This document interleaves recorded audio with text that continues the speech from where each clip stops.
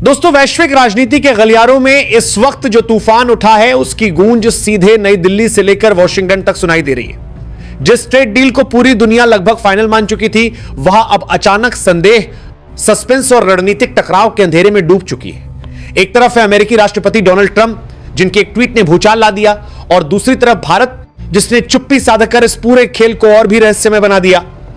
Trump ने दावा कर दिया कि भारत ने अमेरिकी किसानों के लिए अपने बाजार खोल दिए हैं, टैरिफ लगभग खत्म कर दिए गए हैं और यह एक ऐतिहासिक समझौता है। लेकिन जैसे ही दुनिया ने तालियां बजाने की तैयारी की, नई दिल्ली की चुप्पी ने पूरे नैरेटिव को पलट दिया। ना पुष्टि, ना खंडन, और यही सन्नाटा अब सबसे बड़ा धमाका बन चुका है। दोस्तों, आगे बढ़ने से पहले एक छोटी सी अपील है। अगर आप चाहते हैं कि दुनिया की हर बड़ी राजनीतिक चाल, हर ट्रेड वॉर की सच्चाई और पर्दे के पीछे चल रही रणनीतियां सबसे पहले आप तक पहुंचे, तो अभी चैनल को सब्सक्राइब कर लीजिए, वीडियो को लाइक जरूर करें और बेल आइकन दबाना बिल्कुल ना भूलें, क्योंकि इस वीडियो के अंत तक आते आते जो खुलासे होने वाले हैं वो आपकी सोच पूरी तरह बदल देंगे। सूत्रों की माने तो इस कथित डील के पीछे अमेरिका की बड़ी मांग थी कि भारत कृषि, डेयरी और मैन्युफैक्चरिंग सेक्टर में अपनी टैरिफ दीवारें गिरा दे। बदले में अमेरिका भारत को सीमित बाजार पहुंच और कुछ निवेश के आश्वासन देने को तैयार था। लेकिन कहानी में असली ट्विस्ट तब आया जब ट्रंप के बयान में यह बात सामने आई कि अमेरिका भारत पर 18% टैरिफ बनाए रखेगा, जबकि भारत अमेरिकी उत्पादों पर लगभग 0 शुल्क लगाएगा। यानी सौदा बराबरी का नहीं बल्कि एक तरफा झुकाव जैसा दिखाई देने लगा। सवाल उठने लगे कि क्या यह व्यापार समझौता था या दबाव में कराया गया समझौता। जैसे ही यह नैरेटिव गढ़ा जा रहा था कि भारत झुक गया है, उसी वक्त ऊर्जा के मोर्चे पर एक बिल्कुल अलग कहानी चल रही थी। रूस से भारत का कच्चे तेल का आयात लगातार बना रहा। कहीं भी यह संकेत नहीं मिला कि नई दिल्ली अमेरिकी दबाव में आकर मॉस्को से दूरी बनाने जा रही है, बल्कि उल्टा ऊर्जा सुरक्षा को भारत ने अपनी प्राथमिकता साफ साफ बता दी। राष्ट्रपति व्लादिमीर पुतिन के साथ भारत के रिश्ते पहले जैसे ही मजबूत बने रहे। यह वही बिंदु था जहां वॉशिंगटन की उम्मीदें और नई दिल्ली की रणनीति टकरा गई। यह पूरा मामला अब सिर्फ व्यापार का नहीं रहा, यह रणनीतिक स्वायत्तता की लड़ाई बन चुका है। भारत पिछले कुछ वर्षों से बहुध्रुवीय संतुलन की नीति पर चल रहा है। एक और अमेरिका के साथ रक्षा और टेक्नोलॉजी सहयोग, दूसरी ओर रूस के साथ ऊर्जा और सैन्य साझेदारी। यही संतुलन अब अमेरिका की इंडो पैसिफिक रणनीति के लिए चुनौती बनता जा रहा है, क्योंकि अगर भारत दबाव के बावजूद रूस से ऊर्जा खरीद जारी रखता है तो यह दुनिया को साफ संकेत देता है कि प्रतिबंधों और धमकियों की भी एक सीमा होती है। अंदर खाने खबर यह है कि डील की घोषणा से पहले भारत के वाणिज्य और वित्त मंत्रालय के बीच कई हाई लेवल मीटिंग्स हुई। ऊर्जा विशेषज्ञों ने साफ कहा कि सस्ती और स्थिर ऊर्जा आपूर्ति भारत की रीढ़ है। अगर रूस से मिलने वाला क्रूड लागत कम करता है और आर्थिक संतुलन बनाए रखता है तो उसे किसी भी राजनीतिक दबाव के कारण छोड़ा नहीं जा सकता। यही वो मोड़ था जहां अमेरिका की रणनीति को सबसे बड़ा झटका लगा। अब अमेरिका के भीतर भी राजनीतिक भूचाल शुरू हो चुका है। विपक्षी सांसद सीधे सवाल उठा रहे हैं कि क्या ट्रंप ने अधूरी बातचीत को ऐतिहासिक डील बताकर पेश किया? क्या कोई औपचारिक समझौता हुआ भी था या यह सिर्फ चुनावी रणनीति थी? अमेरिकी मीडिया के कई हिस्सों ने इसे जल्दबाजी और अतिशयोक्ति बताया, जबकि ट्रंप समर्थकों ने इसे रणनीतिक दबाव की चाल करार दिया। मतलब साफ है, वॉशिंगटन के भीतर ही अब इस कहानी पर भरोसा टूटने लगा है। इसी बीच सोशल मीडिया पर एक कथित 37 सेकंड का ऑडियो क्लिप वायरल हो गया, जिसमें भारत और रूस के बीच ऊर्जा और स्थानीय मुद्रा में व्यापार को लेकर बातचीत के संकेत बताए जा रहे हैं। भले ही इसकी आधिकारिक पुष्टि नहीं हुई हो, लेकिन इसने अमेरिकी रणनीतिक हलकों में बेचैनी बढ़ा दी, क्योंकि अगर भारत और रूस डॉलर के बाहर जाकर व्यापार ढांचे को मजबूत करते हैं तो यह केवल दो देशों की बात नहीं रहेगी, बल्कि पूरी वैश्विक आर्थिक व्यवस्था के लिए चुनौती बन सकती है। अब आर्थिक असर की तस्वीर भी डराने लगी है। अगर अमेरिका सच में 50% तक टैरिफ बढ़ाता है तो सबसे पहले झटका सप्लाई चेन को लगेगा। Pharma sector, IT services, auto components, हर जगह भारत की मजबूत मौजूदगी है। अमेरिकी कंपनियां पहले ही चेतावनी देने लगी हैं कि इतनी सख्ती से दोनों देशों को नुकसान होगा, उपभोक्ता कीमतें बढ़ेंगी, लागत बढ़ेगी और शेयर बाजार में उथल पुथल मच सकती है। दिलचस्प बात यह है कि भारत ने सार्वजनिक तौर पर कोई आक्रामक प्रतिक्रिया नहीं दी, ना धमकी, ना बयानबाजी, लेकिन बैक चैनल बातचीत तेज हो चुकी है। समानांतर रूप से ब्रिक्स देशों के साथ स्थानीय मुद्रा व्यापार, वैकल्पिक भुगतान सिस्टम और ऊर्जा समझौतों पर काम और तेज कर दिया गया है। यानी भारत टकराव नहीं चाहता, लेकिन विकल्प पूरी ताकत से तैयार कर रहा है। घरेलू राजनीति का पहलू भी बेहद संवेदनशील है। अगर भारत कृषि क्षेत्र में बड़े पैमाने पर टैरिफ घटाता है तो करोड़ों छोटे किसानों पर इसका सीधा असर पड़ेगा। अमेरिकी सब्सिडी वाले सस्ते उत्पाद भारतीय बाजार में आए तो स्थानीय किसान टिक नहीं पाएंगे। यही वजह है कि नई दिल्ली बिना व्यापक सहमत इंगे कोई बड़ा फैसला लेने से बच रही है। दुनिया को अब साफ संदेश मिल चुका है कि भारत दबाव में तुरंत झुकने वाला देश नहीं है। वो समय लेता है, रणनीति बनाता है और फिर कदम उठाता है। यही धैर्य इस पूरे संकट का सबसे बड़ा हथियार बन चुका है। अब असली सवाल यही है, क्या ट्रंप वाकई 50% टैरिफ लागू करेंगे या यह सिर्फ दबाव की राजनीति है? अगर टैरिफ लगे तो अमेरिका में महंगाई बढ़ेगी, कंपनियों की लागत फटेगी और बाजार हिलेंगे। अगर नहीं लगे तो यह साफ हो जाएगा कि भारत दबाव में नहीं आया। पूरी दुनिया, खासकर ग्लोबल साउथ के देश इस टकराव को ध्यान से देख रहे हैं, क्योंकि यह तय करेगा कि क्या बड़ी अर्थव्यवस्थाएं अब भी धमकियों से झुकती हैं या विकल्पों से मुकाबला करती हैं। अब कहानी सिर्फ बयानबाजी तक सीमित नहीं रही थी, अब यह सीधे अमेरिका की सत्ता के गलियारों में विस्फोट बन चुकी थी। वॉशिंगटन में कांग्रेस के भीतर तीखी बहस शुरू हो गई। विपक्षी सांसद खुलकर पूछने लगे कि जिस ट्रेड डील को राष्ट्रपति ऐतिहासिक बता रहे थे, उसका लिखित दस्तावेज आखिर कहां है? अगर समझौता हुआ था तो उसकी शर्तें जनता से क्यों छुपाई गईं? और अगर नहीं हुआ था तो अमेरिका को गुमराह क्यों किया गया? धीरे धीरे यह साफ होने लगा कि जिस फाइनल डील का ढोल पीटा जा रहा था वो असल में केवल शुरुआती बातचीत का ढांचा थी, न कि कोई पक्की संधि। लेकिन तब तक राजनीतिक आग फैल चुकी थी और ट्रंप इस आग के केंद्र में खड़े थे। अमेरिकी मीडिया ने इस मुद्दे को हाथों हाथ लिया। बड़े बड़े चैनलों पर बहस होने लगी कि क्या राष्ट्रपति ने घरेलू चुनावी माहौल को साधने के लिए भारत के साथ अधूरी बातचीत को ऐतिहासिक जीत बताकर पेश किया। विश्लेषकों ने चेतावनी दी कि अगर अमेरिका इस तरह रणनीतिक साझेदारों के साथ व्यवहार करेगा तो भविष्य में कोई भी देश अमेरिकी वादों पर भरोसा नहीं करेगा। यह बात तब वॉशिंगटन के लिए खतरनाक संकेत थी, क्योंकि अमेरिका अपनी कूटनीति की सबसे बड़ी ताकत भरोसे को मानता रहा है। इसी बीच भारत का रुख बिल्कुल शांत लेकिन बेहद मजबूत बना रहा। प्रधानमंत्री नरेंद्र मोदी की अगुवाई में सरकार ने साफ संकेत दे दिया कि भारत किसी भी समझौते को राष्ट्रीय हितों से ऊपर नहीं रखेगा। विदेश मंत्रालय के छोटे लेकिन सटीक बयान ने पूरी दुनिया को संदेश दे दिया कि बातचीत जारी है, लेकिन दबाव में कोई फैसला नहीं होगा। यह शांति दरअसल तूफान से भी ज्यादा ताकतवर साबित हो रही थी। अमेरिका के भीतर आर्थिक मोर्चे पर घबराहट फैलने लगी। किसान संगठन कहने लगे कि जब तक भारत आधिकारिक रूप से टैरिफ कम करने की अधिसूचना जारी नहीं करता, तब तक किसी ट्वीट को जीत नहीं माना जा सकता। उधर बड़ी टेक कंपनियां और फार्मा दिग्गज व्हाइट हाउस पर दबाव डालने लगे कि अगर भारत पर भारी शुल्क लगाया गया तो उसकी सीधी मार अमेरिकी उपभोक्ताओं पर पड़ेगी। दवाइयां महंगी होंगी, टेक सर्विसेज की लागत बढ़ेगी और शेयर बाजार में अस्थिरता आएगी। भारत ने इस दौरान एक और चाल चली। बिना शोर मचाए वैकल्पिक बाजारों की तैयारी तेज कर दी।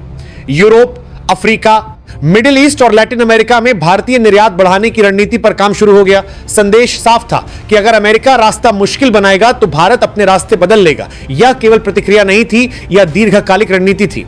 ऊर्जा मोर्चे पर तस्वीर और भी साफ होती जा रही थी। रूस से कच्चे तेल की खरीद में कोई कटौती नहीं हुई, उल्टा दीर्घकालिक समझौतों को और मजबूत किया गया। यह अमेरिका के लिए सबसे बड़ा झटका था, क्योंकि वॉशिंगटन उम्मीद कर रहा था कि ट्रेड राहत के बदले भारत मॉस्को से दूरी बनाएगा। लेकिन नई दिल्ली ने यह साफ कर दिया कि ऊर्जा सुरक्षा किसी सौदेबाजी का हिस्सा नहीं है।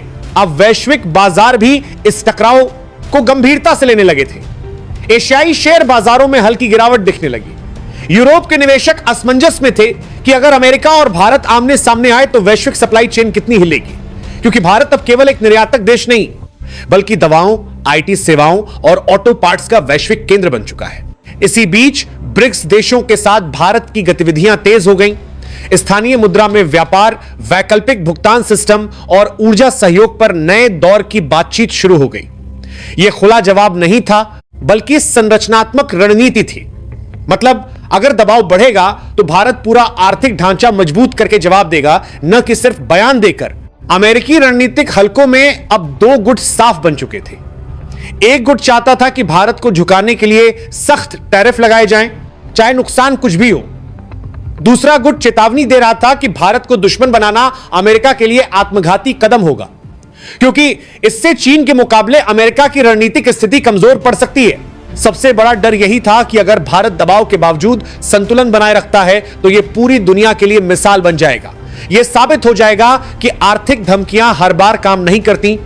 यही वजह है कि वॉशिंगटन में बेचैनी बढ़ती जा रही थी। अब माहौल ऐसा बन चुका था कि हर ट्वीट, हर बयान और हर लीक हुई खबर बाजारों को हिला रही थी। कोई कह रहा था टैरिफ तय है, कोई कह रहा था समझौता करीब है, लेकिन सच्चाई यही थी कि दोनों पक्ष एक दूसरे की ताकत परख रहे थे। अब कहानी उस मोड़ पर पहुंच चुकी थी जहां फैसला सिर्फ भारत और अमेरिका का नहीं रहने वाला था, बल्कि पूरी वैश्विक व्यवस्था की दिशा तय करने वाला था। यह टकराव अब ट्रेड डील से निकलकर शक्ति संतुलन, आर्थिक स्वायत्तता और भविष्य की विश्व व्यवस्था का संकेत बन चुका था। दुनिया की बड़ी अर्थव्यवस्थाएं सांस रोके देख रही थीं कि क्या भारत दबाव के आगे झुकेगा या इतिहास में पहली बार कोई उभरती शक्ति खुले तौर पर आर्थिक धमकियों का संतुलित जवाब दे पाएगी। विशेषज्ञों का मानना था कि अगर अमेरिका सच में 50% तक टैरिफ लागू करता है तो यह सिर्फ भारत को चोट नहीं पहुंचाएगा, बल्कि खुद अमेरिकी अर्थव्यवस्था को भी हिला देगा। दवाइयों से लेकर टेक सेवाओं तक, ऑटो पार्ट से लेकर केमिकल इंडस्ट्री तक, हर सेक्टर में कीमतें बढ़ेंगी। आम अमेरिकी उपभोक्ता को इसका बोझ उठाना पड़ेगा। शेयर बाजारों में डर का माहौल बनेगा और निवेशक सुरक्षित ठिकानों की ओर भागने लगेंगे। यानी जिस हथियार से अमेरिका भारत पर दबाव बनाना चाहता है, वही हथियार खुद उसके हाथ में फट सकता है। लेकिन दूसरी तरफ एक और परिदृश्य उभर रहा था। अगर यह धमकी सिर्फ दबाव की रणनीति साबित होती है और अंततः एक संतुलित समझौता सामने आता है, तो यह दुनिया को यह संदेश देगा कि बड़े देशों के बीच अब बातचीत बंदूक की नली पर नहीं, बल्कि आपसी निर्भरता के आधार पर होगी। क्योंकि सच्चाई यही है कि भारत और अमेरिका दोनों एक दूसरे के बिना कई क्षेत्रों में आगे नहीं बढ़ सकते। तीसरा और सबसे दिलचस्प रास्ता वो था जिसे भारत धीरे धीरे मजबूत कर रहा था, विकल्पों का रास्ता। वैकल्पिक बाजार, वैकल्पिक भुगतान तंत्र, स्थानीय मुद्रा में व्यापार और बहुपक्षीय मंचों पर सक्रियता। अगर यह दिशा तेज होती है तो आने वाले वर्षों में दुनिया का आर्थिक ढांचा धीरे धीरे बदल सकता है। डॉलर आधारित व्यवस्था को पहली बार गंभीर चुनौती मिल सकती है। यह बदलाव एक झटके में नहीं होगा, लेकिन इस टकराव ने इसकी नींव जरूर मजबूत कर दी है। राजनीतिक दृष्टि से भी यह क्षण ऐतिहासिक बनता जा रहा था। अमेरिका के भीतर नेतृत्व की विश्वसनीयता पर सवाल खड़े हो चुके थे। अगर औपचारिक समझौता सामने नहीं आता तो यह साबित हो जाएगा कि बड़ी घोषणा केवल घरेलू राजनीति का हिस्सा थी। वहीं भारत की छवि एक संयमित, रणनीतिक और आत्मनिर्भर फैसले लेने वाली शक्ति के रूप में और मजबूत होती जा रही थी। भारत के लिए सबसे अहम बात थी घरेलू हितों की सुरक्षा। कृषि क्षेत्र को विदेशी सब्सिडी वाले उत्पादों से बचाना, छोटे उद्योगों को झटके से बचाना और ऊर्जा सुरक्षा को हर हाल में बनाए रखना। यही तीन स्तंभ इस पूरे संकट में भारत की लाल रेखा बन चुके थे और इन्हीं सीमाओं के भीतर रहकर नई दिल्ली हर बातचीत को आगे बढ़ा रही थी। अब यह साफ हो गया था कि यह टकराव किसी एक ट्वीट से शुरू जरूर हुआ, लेकिन इसके परिणाम दशकों तक महसूस किए जा सकते हैं। अगर भारत मजबूती से संतुलन साधता है तो यह ग्लोबल साउथ के देशों के लिए मिसाल बनेगा कि दबाव का सामना रणनीति से किया जा सकता है, सिर्फ झुककर नहीं। और अगर अमेरिका पीछे हटता है तो यह भी स्वीकार करना होगा कि दुनिया अब एक तरफा आदेशों से नहीं चलती। विश्लेषकों का मानना है कि पूर्ण व्यापार युद्ध की संभावना कम है, क्योंकि दोनों पक्षों के पास खोने के लिए बहुत कुछ है। रक्षा सहयोग, तकनीकी साझेदारी, निवेश और वैश्विक सुरक्षा के मोर्चे पर दोनों देश एक दूसरे के महत्वपूर्ण साझेदार हैं। लेकिन यह टकराव यह जरूर दिखा चुका है कि रिश्ते अब पुराने ढर्रे पर नहीं चल रहे। हर समझौता अब शक्ति संतुलन की कसौटी पर तौला जाएगा। अगले कुछ हफ्ते निर्णायक माने जा रहे हैं। अगर संतुलित समझौता सामने आता है तो यह तूफान अस्थायी साबित होगा। अगर टैरिफ लागू होते हैं तो वैश्विक व्यापार में नई अस्थिरता शुरू हो सकती है। और अगर भारत विकल्पों की राह पर तेजी से बढ़ता है तो आने वाली विश्व आर्थिक व्यवस्था पहले जैसी कभी नहीं रहेगी। इतिहास शायद इस दौर को उस पल के रूप में याद रखे जब उभरती अर्थव्यवस्थाओं ने साफ कर दिया कि वे अब सिर्फ आदेश मानने वाली ताकतें नहीं रही। वे बातचीत करेंगी, संतुलन बनाएंगी, लेकिन एक तरफा शर्तों को अंतिम सच नहीं मानेंगी। और यही इस पूरी कहानी का असली सार है। यह सिर्फ ट्रेड डील नहीं थी, यह भारत की संप्रभु सोच की परीक्षा थी। यह अमेरिका की दबाव राजनीति की सीमा थी और यह दुनिया के नए शक्ति संतुलन की शुरुआत भी हो सकती है। चलिए अब बात करते हैं दूसरी बड़ी खबर की। दोस्तों सोचिए जरा, एक आम सी सुबह है, आप चाय का कप हाथ में लेकर मोबाइल खोलते हैं, आंखें अभी पूरी तरह खुली भी नहीं होती और तभी एक खबर स्क्रीन पर चमकती है जो जैसे सीधे दिल पर हथौड़ा मार देती है। कोई युद्ध की घोषणा नहीं, कोई बम धमाका नहीं, लेकिन असर ऐसा कि आपकी जेब काम जाए, आपकी नौकरी पर सवाल खड़े हो जाएं, आपके घर का बजट हिल जाए और आपकी आने वाली पूरी जिंदगी महंगी सांस लेने पर मजबूर हो जाए। क्योंकि यह खबर आ रही है दुनिया के सबसे ताकतवर देश अमेरिका से, जहां सत्ता के गलियारों में एक ऐसा आर्थिक हथियार तैयार हो रहा है जो अगर चल गया तो भारत जैसे देशों के लिए तूफान बन सकता है। हम बात कर रहे हैं उस खौफनाक प्रस्ताव की जिसे 500% आयात शुल्क कहा जा रहा है। यानी अमेरिका अब उन देशों को सजा देने की तैयारी में है जो रूस से तेल, गैस या कोई भी सामान खरीद रहे हैं। और इस लिस्ट में सबसे ऊपर जिन दो नामों पर आंखें गड़ी हैं वो हैं भारत और चीन। और यही वो पल है जहां मामला सिर्फ राजनीति का नहीं रह जाता बल्कि आम आदमी की रोटी, नौकरी और भविष्य का बन जाता है। यह कोई साधारण टैक्स नहीं है दोस्तों, यह आर्थिक परमाणु बम जैसा है। सोचिए अगर भारत से अमेरिका जाने वाला कोई भी सामान 5 गुना महंगा कर दिया जाए तो क्या होगा। जो शर्त आज वहां $10 में बिकती है वो सीधे $60 की हो जाएगी। जो दवाइयां सस्ती जाती थी वो अमीरों की चीज बन जाएंगी। जो मोबाइल पार्ट्स जाते थे वो वहां बनना बंद हो जाएंगी। और नतीजा यह होगा कि अमेरिका भारतीय सामान से मुंह मोड़ लेगा और भारत के लाखों एक्सपोर्ट कारोबारियों की कमर टूट जाएगी, फैक्ट्रियां बंद होंगी, मजदूर बेरोजगार होंगे, शेयर बाजार लुढ़केगा और महंगाई रॉकेट बनकर ऊपर जाएगी। और यह सब इसलिए क्योंकि अमेरिका को रूस से चल रहे युद्ध में अपना दबदबा कमजोर होता दिख रहा है। असल में इस पूरे तूफान की जड़ एक ही नाम से जुड़ी है, डोनाल्ड ट्रंप, जिनकी संभावित वापसी से अमेरिका की राजनीति फिर से आक्रामक मोड़ में आ चुकी है।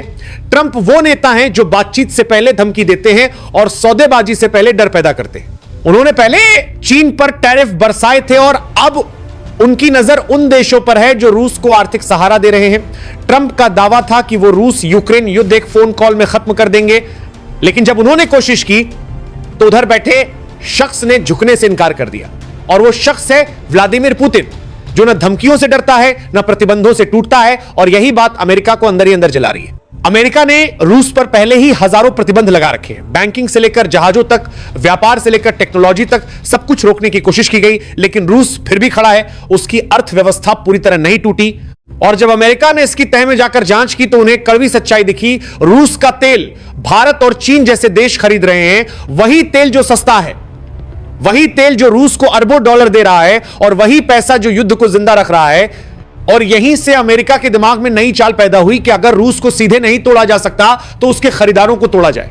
अब इसी सोच से निकला है वो खतरनाक विधेयक जिसमें कहा गया है कि जो भी देश रूस से तेल, गैस, यूरेनियम या पेट्रोलियम प्रोडक्ट खरीदेगा उस देश से अमेरिका आने वाले हर सामान पर 500 सेंट तक टैक्स लगाया जा सकता है। सोच, यानी भारत अगर रूस से सस्ता तेल लेता रहा तो भारत के कपड़े, दवाइयां, आईटी सर्विस, हीरे, मशीनरी सब अमेरिका में मौत की कीमत पर बिकेंगे और यह किसी युद्ध से कम तबाही नहीं होगी। फर्क सिर्फ इतना होगा कि यहां बम नहीं गिरेंगे बल्कि फैक्ट्रियां बंद होंगी। इस पूरे खेल के पीछे 6 अमेरिका के 2 ताकतवर नेता खुलेआम सामने हैं। एक तरफ है लिंडसे ग्रैहम, जो रूस के खिलाफ सबसे ज्यादा जहर उगलने वालों में गिने जाते हैं, और दूसरी तरफ है रिचर्ड ब्लूमेंथल। इन दोनों ने मिलकर इस बिल को आगे बढ़ाया है और इसे इतना सख्त बताया कि खुद उन्होंने इसे बोन क्रशिंग सैंक्शंस यानी हड्डियां तोड़ देने वाले प्रतिबंध कहा। और ट्रंप ने इसे हरी झंडी दिखाकर साफ कर दिया कि अगर सत्ता में आए तो वे इस हथियार को चलाने से पीछे नहीं हटेंगे। अब यहां सबसे बड़ा पाखंड सामने आता है दोस्तों। अमेरिका कहता है कि रूस से व्यापार करने वाले देश गलत हैं, लेकिन वही अमेरिका खुद रूस से यूरेनियम खरीदता है क्योंकि उसकी परमाणु ऊर्जा उसी पर टिकी है। यूरोप के कई देश अब भी रूस से गैस लेते हैं, लेकिन उन्हें छूट मिल जाती है क्योंकि वे यूक्रेन को हथियार देते हैं। लेकिन भारत, जिसने सिर्फ इंसानियत के नाते दवाइयां भेजी, राहत सामग्री भेजी, शांति की बात की, उसे सजा देने की तैयारी है। मतलब साफ है, अगर तुम युद्ध में कूदो तो ठीक, अगर शांति की बात करो तो सजा। और इसी मोड़ पर भारत का स्टैंड दुनिया के सामने चट्टान की तरह खड़ा नजर आता है। हमारे विदेश मंत्री एस जयशंकर का वो जवाब आज भी गूंजता है जब एक यूरोपीय पत्रकार ने पूछा कि भारत रूस से तेल क्यों खरीद रहा है। उन्होंने बेहद शांत लेकिन तीखे शब्दों में कहा था कि यूरोप को यह मानना बंद करना चाहिए कि उसकी समस्याएं पूरी दुनिया की समस्याएं हैं, लेकिन दुनिया की समस्याएं उसकी नहीं। भारत 140 करोड़ लोगों के लिए सस्ता तेल खरीदेगा और किसी के दबाव में अपनी नीति नहीं बदलेगा। और यही बात अमेरिका को सबसे ज्यादा चुभ रही है। भारत रूस से तेल खरीद कर न सिर्फ अपने लोगों को महंगाई से बचा रहा है, बल्कि पूरी दुनिया में तेल की कीमतों को भी काबू में रखे हुए हैं। अगर भारत खरीद बंद कर दे तो सारा दबाव मिडिल ईस्ट पर जाएगा और पेट्रोल डीजल की कीमतें आसमान छू जाएंगी। अमेरिका में भी ईंधन महंगा हो जाएगा, लेकिन यह सच्चाई राजनीति में दबा दी जाती है क्योंकि यहां असल मकसद शांति नहीं बल्कि कंट्रोल है। और मजेदार बात यह है कि भारत रूस से कच्चा तेल खरीदकर अपनी रिफाइनरियों में साफ करता है और वही पेट्रोल डीजल अमेरिका और यूरोप को बेचता है, यानी जिसे वो खूनी तेल कहते हैं उसे खुद इस्तेमाल भी करते हैं। बस पैसा सीधे रूस को ना जाए, इसीलिए भारत को बीच में वॉशिंग मशीन बना दिया गया है। लेकिन जब वही भारत सस्ता तेल ले तो अपराध बन जाता है। यही है पश्चिम का दोहरा चरित्र।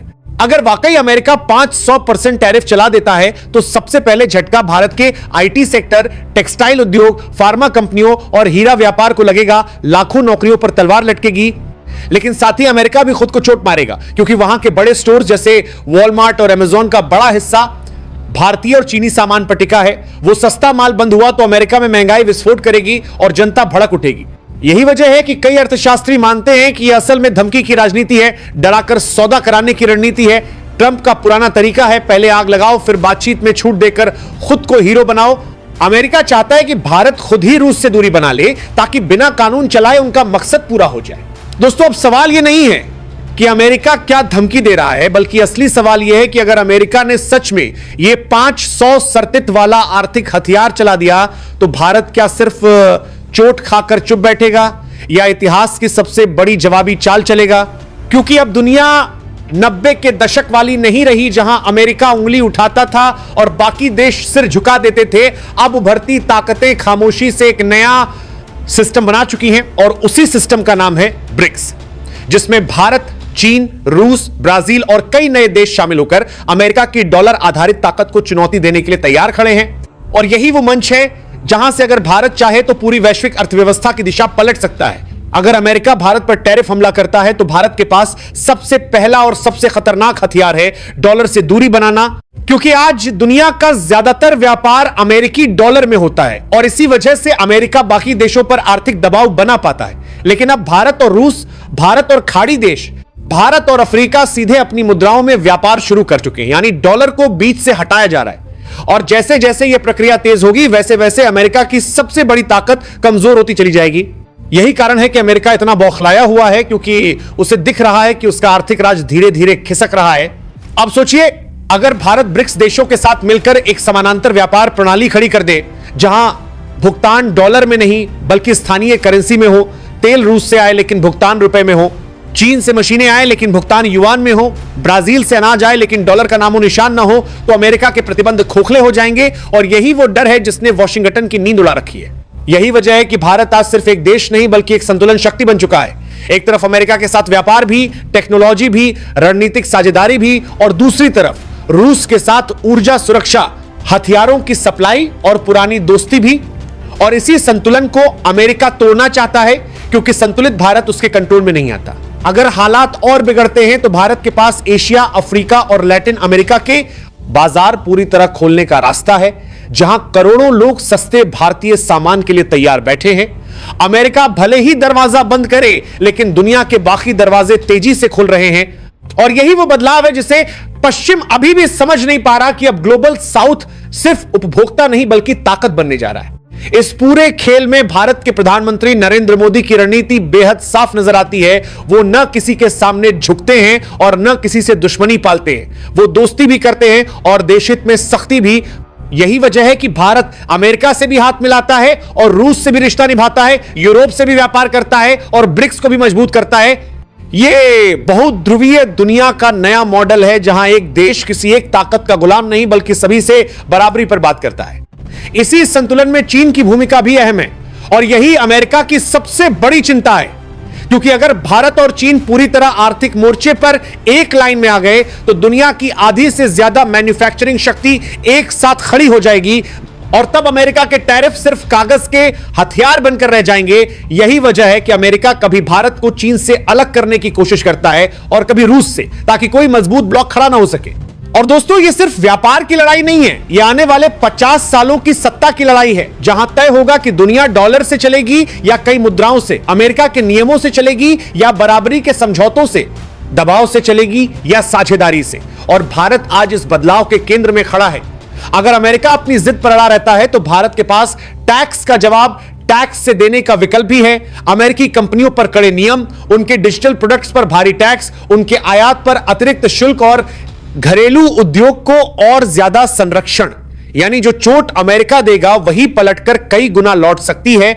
और यह खेल अमेरिका के लिए आसान नहीं होगा, क्योंकि आज भारत सिर्फ बाजार नहीं बल्कि मैन्युफैक्चरिंग हब और टेक्नोलॉजी पार्टनर बन चुका है। सच यह है दोस्तों कि 500 सेंट टैरिफ की धमकी रूस से ज्यादा भारत को डराने के लिए है, क्योंकि अमेरिका जानता है कि अगर भारत डटा रहा तो बाकी विकासशील देश भी खड़े हो जाएंगे और फिर प्रतिबंधों की राजनीति हमेशा के लिए कमजोर पड़ जाएगी। यही वजह है कि यह पूरा मामला शोर ज्यादा और कार्रवाई कम वाला लग रहा है। दबाव बनाओ, सौदा करो और पीछे हट जाओ, यही पुरानी अमेरिकी रणनीति है।